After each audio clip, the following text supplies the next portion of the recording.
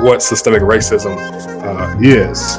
It's systems that have been created, especially for those minorities or those that are of the black descent of the black community. Systems that have been created and in place that put us at a disadvantage, whether this be employment, criminal justice system, housing, healthcare, politics, or education.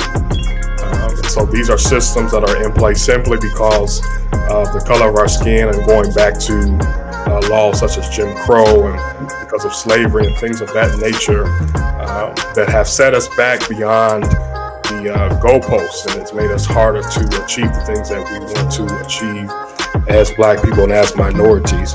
And so we want to kind of talk about that and talk about what we can do to change that.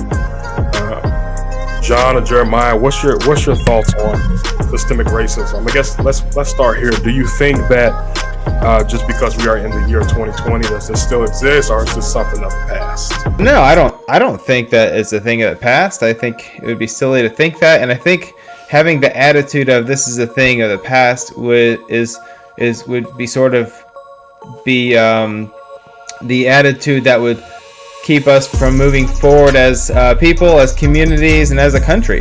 when there are a million reasons to try to pick apart what it means in the culture today of what is systemic racism, where does it affect, what are the ramifications of saying that it exists today.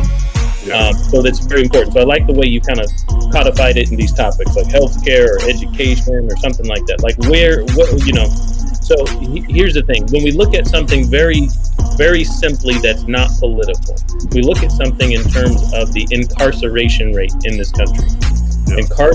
I think we can all agree, we all understand, there's been so many statistics, there's been all sorts of great films that we've seen in very pop culture arenas where people of black and brown skin are overwhelmingly the numbers that end up incarcerated in our country. So you either have to think that, one, people of brown or black skin are inherently worse.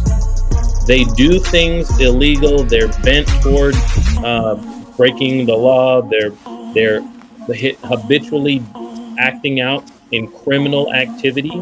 Or you have to assume that there are things set up in our systems that have overwhelmingly put people of black and brown skin in those places.